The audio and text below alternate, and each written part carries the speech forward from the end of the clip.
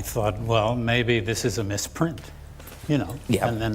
and then I shouldn't foul up the show just because someone made a little error. Warren Beatty once dated over 1,000 women. He made Hollywood history with Bonnie and Clyde. He had Oscar glory and political power. But in 2022, something changed. The man who never missed a premiere suddenly vanished. When his wife was nominated for an Oscar, he wasn't there. When his daughter made her Broadway debut, he stayed home. Friends say he's still alive at 87, but he won't leave his house. The reason why will break your heart. Hollywood's greatest playboy now lives in total isolation. Warren Beatty was not born into Hollywood. He was born Henry Warren Beatty on March 30th, 1937, in Richmond, Virginia. His parents weren't actors or big names in show business. His father, Ira Owens Beatty, was a high school principal who later became a professor of psychology. His mother, Kathleen Corinne McLean, was a drama teacher. Even with her interest in theater, the family was quiet, middle class, and far from anything glamorous. They moved to Arlington, Virginia in the 1940s because Ira found work in education. Beatty's childhood was serious and disciplined. His parents cared most about school, reading, and learning. They expected him to do well academically. Warren spent his time reading books, playing music, and joining sports teams, but the movie world was nowhere close. Nothing was handed to him. Even his name was spelled Beatty, and he later added a second Tao as a tiny signal of the change he hoped to make in his life. While most people assume Beatty had connections to help him into Hollywood, it wasn't like that at all. His early years gave him none of that, just a strong work ethic and an interest in the arts that began at home. It was a plain, quiet life that gave him grit and patience. He also had someone very close looking out for him. His sister, Shirley MacLaine, was a few years older and had a bolder personality. Warren was shy and loved books and playing piano. That made him a target in school during the 1940s and 1950s, when boys who weren't tough got picked on. Shirley was nothing like him in that way. She was strong, outspoken, and would jump into fights without hesitation. More than once, Shirley fought kids who bullied Warren. In her memoir, Shirley says she was always fighting his battles. Warren himself was gentle and quiet, but his sister made sure nobody messed with him too long. It gave him the freedom to stay true to himself and follow his interests. That bond between them would last forever. Even when they chose different paths in show business, Shirley was proud of him, and he never forgot what she had done for him. By the time he reached high school at Washington Lee in Arlington, Beatty was also becoming a serious athlete. He was a star quarterback and even served as class president. Colleges across the country took notice. By 1955, he had been offered 10 football scholarships. That was a big deal back then. Football was a way to status and success, especially in the South. It was hard to say no to that kind of opportunity. But Warren Beatty did. Instead of chasing football fame, he chose to go to Northwestern University to study liberal arts. Many people around him couldn't understand that choice. Football could have made him a star, but Warren wasn't sure that was the life he wanted. He felt pulled to the arts. Maybe it was his mother's background, or his own love for stories and acting. Even though his coaches and friends thought he was crazy to give up sports, Beatty decided to take the harder path. Going against what most people expected would become one of his defining traits. After just 1 year at Northwestern, he took an even bigger risk. Beatty dropped out and moved to New York City to chase acting. Back then, leaving college after 1 year was a big gamble. He had no famous parents, no money, and only his drive. That choice scared people around him, but he felt sure that staying in school would never give him what he really wanted. He studied with the legendary acting teacher Stella Adler. working to become a real performer. To pay for his lessons, he did whatever jobs he could. He scrubbed dishes in diners and worked as a laborer on construction sites. Sometimes he played the piano in small clubs just to make ends meet. Those years were hard. Beatty has talked about the struggle, the tiny apartments, the long hours. Many people would have quit, but he kept going. That hardship shaped him. It showed him that nothing would come easy, and it made him appreciate every role that came his way. By 1961, all that work paid off. He was picked to star alongside Natalie Wood in Splendor in the Grass. Warren was only 24 years old. The film tackled bold topics like mental illness and desire. Beatty's role as Bud Stamper felt real and raw, and audiences and critics noticed. The movie was a hit, making $4 million at the box office. Beatty even earned a Golden Globe as New Star of the Year. That debut changed everything. Director Elia Kazan had picked him because he saw a fire in Beatty. Someone who wasn't playing a part, but living it.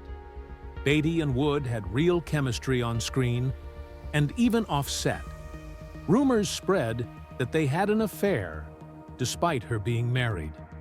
Passion like that would follow Beatty into most of his future projects. Beatty quickly gained a reputation as someone who mixed life and art. After Splendor in the Grass, his relationships with co-stars became famous in their own right. Stories about his affairs would follow him for years. Some of these romances ended badly. Natalie Wood even attempted suicide after their split. Others, like his long romance with Julie Christie, became part of his legend. Yet Beatty was also learning that fame and talent weren't enough. After his big breakthrough, he struggled with several movies that flopped. Films like The Roman Spring of Mrs. Stone and Mickey 1 failed to draw crowds. Beatty was getting called difficult, and some thought his career might fizzle before it really began. That rough period changed him.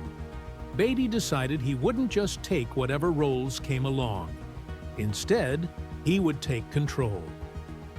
In 1967, at only 28, he decided to produce his own movie, Bonnie and Clyde. This was almost unheard of for an actor back then. Studios didn't like actors stepping into producing. Even Warner Brothers thought the movie would fail. But Beatty bet on himself. He fought for the script. He chose the cast, including Gene Hackman and Faye Dunaway. And he even took a small salary up front, agreeing to take a cut of the profits instead. That was a huge risk. If the movie failed, he'd earn almost nothing. But Beatty was all in. When Bonnie and Clyde hit theaters in August 1967, it changed everything. It was more than just a hit movie. The film felt like an explosion.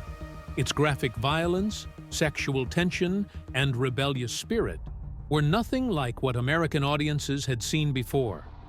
The final shootout was like a ballet of bullets.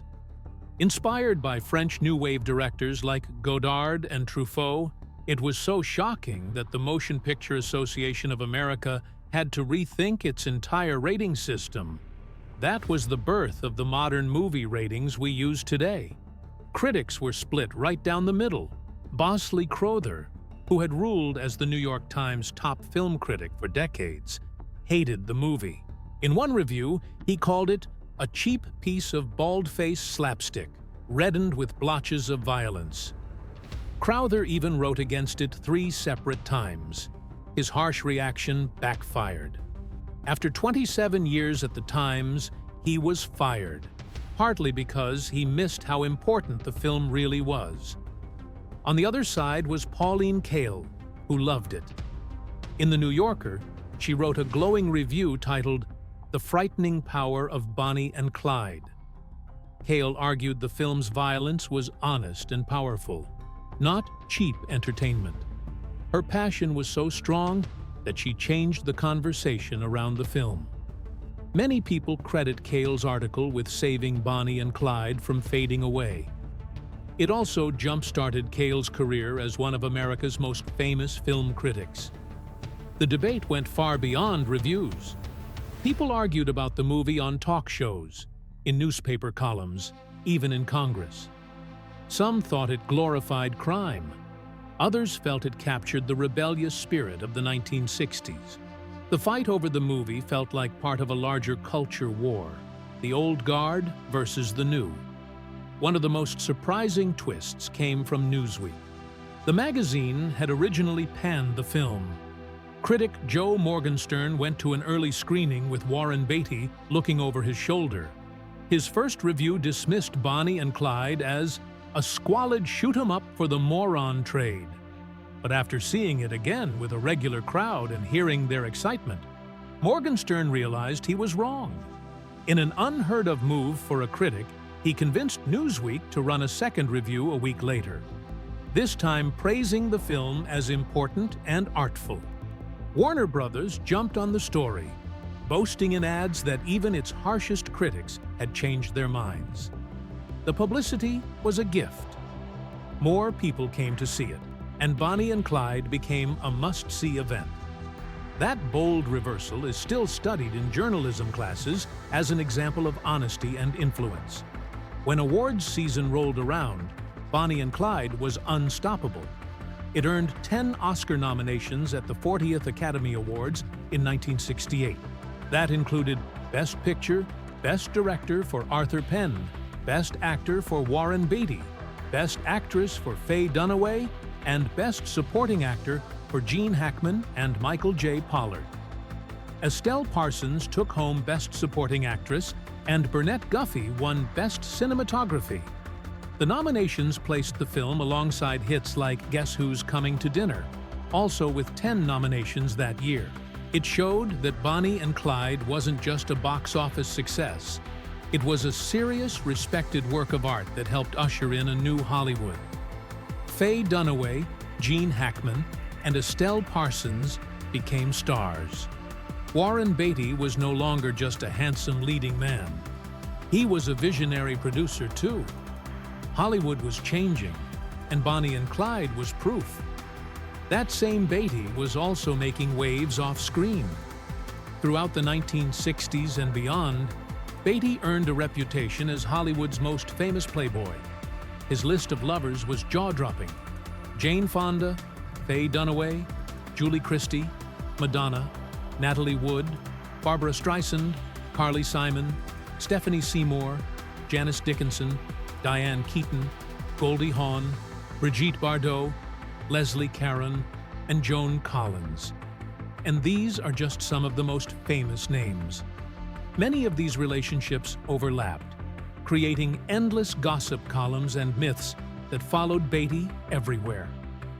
Biographer Peter Biskind even estimated in his book, Star, How Warren Beatty Seduced America, that Beatty had slept with nearly 13,000 women, a number so ridiculous that it meant a different partner every day for 35 years. Beatty laughed it off, but nobody denied he was a ladies' man. His fling with Madonna during the filming of Dick Tracy was big tabloid news. His affair with Julie Christie was passionate, and his on-again, off-again relationship with Diane Keaton was legendary. But it wasn't all fun. Joan Collins, one of Beatty's early fiancées, revealed in her memoir that she became pregnant with Beatty's child. Scared that a baby would ruin her career, she decided to have an abortion. It was illegal at the time, and a heartbreaking choice that stayed with her forever. Collins later wrote that Beatty was distant and cold, more focused on himself than anyone else.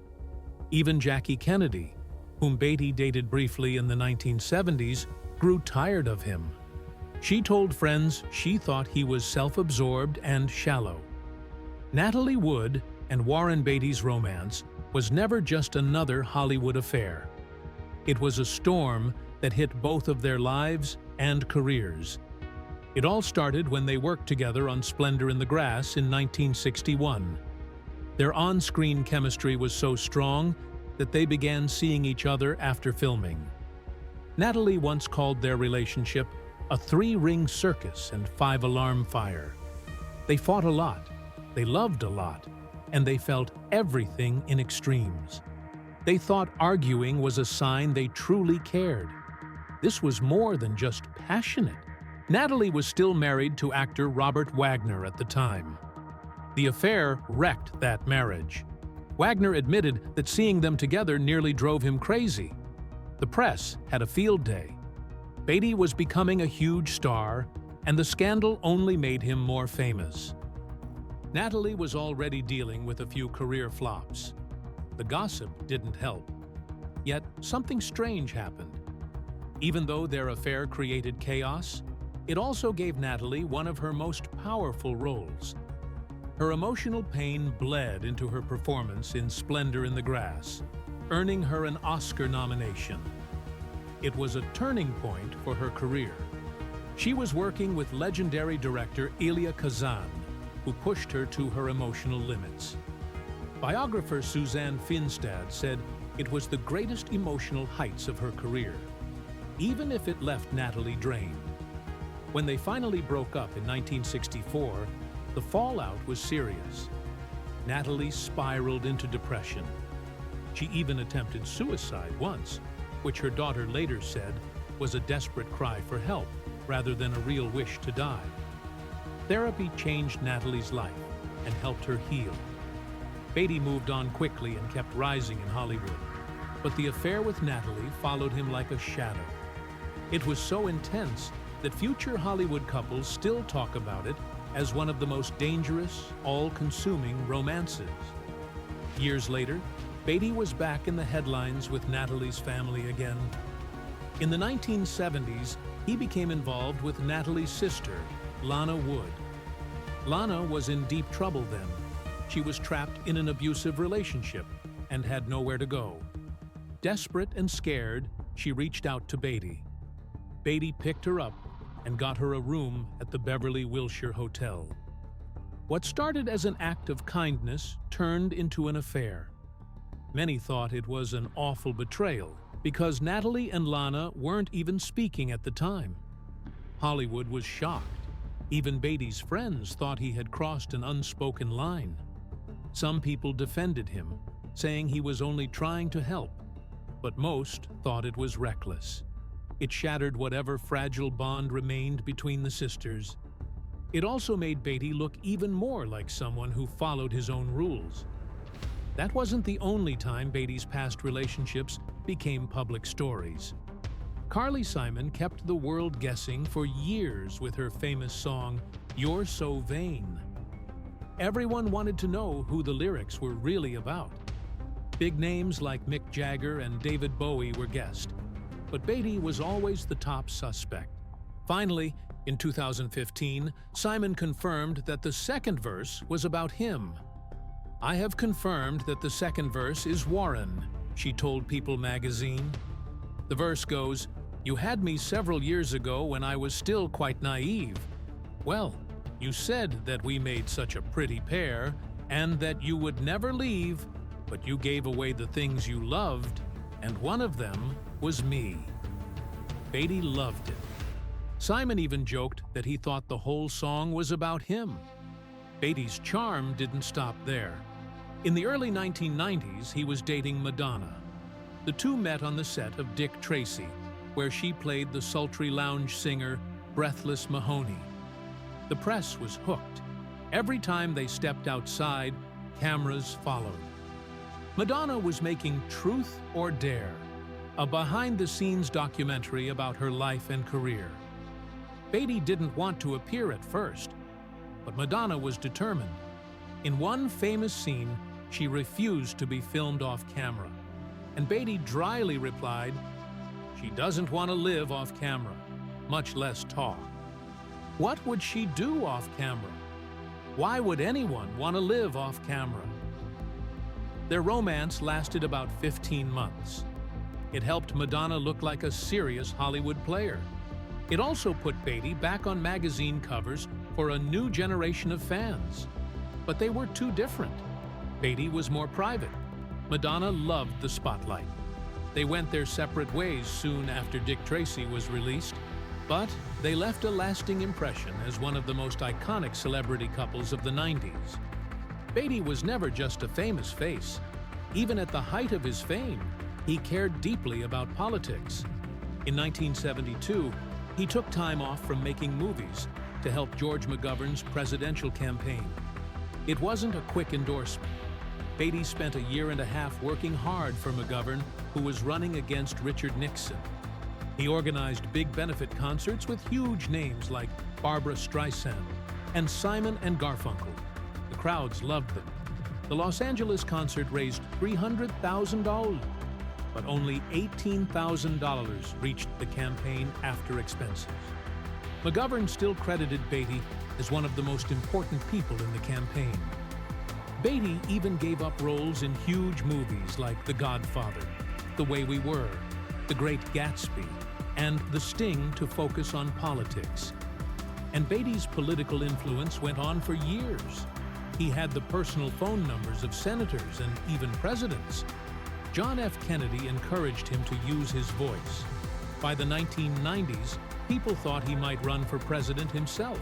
Even as an older man, Beatty stayed involved in public debates. He was known to read newspapers every day and care about real policies. In 2005, he gave a fiery speech at UC Berkeley, calling out politicians for putting money over people. Many were surprised that someone so famous could also be so serious. That hunger for control and focus showed up in his filmmaking too. Beatty rarely took on simple acting gigs. If he was involved in a movie, he was usually producing, writing, and directing as well. After a few bad experiences on other people's sets, he decided to take control. One of those turning points was on What's New, Pussycat in 1965. Beatty thought he was co-starring and co-producing. But when Woody Allen expanded his own role in the script, Beatty felt pushed aside. Beatty walked off the movie. From then on, he decided he would do his own projects where he could call the shots. That's how Bonnie and Clyde happened in 1967. Beatty picked Arthur Penn as director, hired Faye Dunaway and Gene Hackman, and shaped the film into a game changer. The studio thought it was too risky. Beatty disagreed. Bonnie and Clyde earned 10 Oscar nominations. Beatty took home more than $6 million. That same drive kept going through movies like McCabe and Mrs. Miller, Shampoo, Heaven Can Wait, and Dick Tracy. Beatty wrote, directed, produced, and starred. Some people loved his control. Others thought it was exhausting. Contracts could stretch forever because he wanted final say on casting, edits, even the posters. That need to do things his way became even more famous when he decided to make a movie about Howard Hughes. Beatty thought about Hughes for 40 years. He wrote drafts, talked to actors, and kept returning to the idea. Finally, Rules Don't Apply came out in 2016. It was a small movie about Hughes, but also about Beatty himself, a powerful man who had spent his life trying to shape every detail of his world. Beatty shot the film in 2014 and spent 2 years editing it. The budget grew to $25 million. The movie earned only $3.9 million at the box office. Lawsuits followed. But for Beatty, this was never just a money issue. It was personal. The project took most of his adult life to complete, and he had to see it through. That kind of perfectionism paid off before. In 1978, Beatty did something very few had ever done. For Heaven Can Wait, he was nominated for Best Picture as a producer, Best Director, Best Actor, and Best Screenplay. Before him, only Orson Welles had pulled off that feat with Citizen Kane. Heaven Can Wait was a hit. It earned $98.8 million and several awards. Beatty's biggest Oscar triumph came in 1981 with Reds, an ambitious movie about American journalist John Reed. The film took 15 years to make. Beatty produced, directed, wrote, and starred. He was obsessive about every scene. Even Ronald Reagan praised the film, though he wished for a happier ending. Reds was nominated for 12 Oscars, and Beatty won Best Director. It also picked up awards for Maureen Stapleton and the cinematography. Warren Beatty was once one of Hollywood's biggest stars, but by 2016, that light had begun to fade. That was the year his long-awaited Howard Hughes movie, Rules Don't Apply, finally hit theaters. Beatty had been working on the project for over 40 years. He wrote it, directed it, produced it, and starred in it himself. The cast was full of talent. Lily Collins, Alden Ehrenreich, Annette Bening, and Alec Baldwin all appeared. But none of that was enough to save the film. When it opened in November 2016, Rules Don't Apply was a disaster. The budget was $25 to $31 million, but it earned only $3.9 million worldwide. Its first weekend was one of the worst ever for a film on over 2,000 screens, making just $1.6 million. On its opening day, it averaged only $129 per theater. By its third weekend, the total per theater had sunk even further. Less than $40,000 came in that weekend. The film was pulled from most theaters after just 1 month. Critics weren't kind either. Many said it felt slow, boring, and unfocused. Younger viewers had little interest, with most not knowing who Howard Hughes was. Rotten Tomatoes gave it a 55% rotten score from top critics. Reviewers called the characters weak and the editing jarring. Even the all-star supporting cast couldn't make up for a confusing, sluggish plot. The real tragedy was what this failure meant for Beatty. He had spent years pushing this project, hoping it would restart his career after 15 years off-screen. Instead, it did the opposite. In emails to studio bosses, he admitted that the film's terrible box office showing had left everyone involved losing money. Beatty tried to save face by hoping home video would help, but the damage was already done. A comeback had turned into a public humiliation, and it wasn't over. Beatty was sued by his own producer, Arnon Milchan, over the marketing budget. Milchan argued that Beatty's demands had driven costs up from $12-14 million to over $20 million. Test audiences had already warned that the story felt too slow and dated, especially to viewers under 40. But Beatty ignored those warnings. The film went out on 2,400 screens anyway and opened against big hits like Moana and Allied. The result was a flop of historic proportions. This failure set off a chain of lawsuits. Milchan tried to recover over $15 million spent on marketing, investors fought back, and the legal mess uncovered over 100 different contracts that tied up the rights. Emails revealed Beatty privately regretting that he had hoped people would come to see an old guy who hasn't been on the screen for 15 years. The lawsuits dragged his name through the mud. The saga ended up as one of the most embarrassing episodes of his long career. And if that weren't enough, the Oscars the next year gave him one more public nightmare.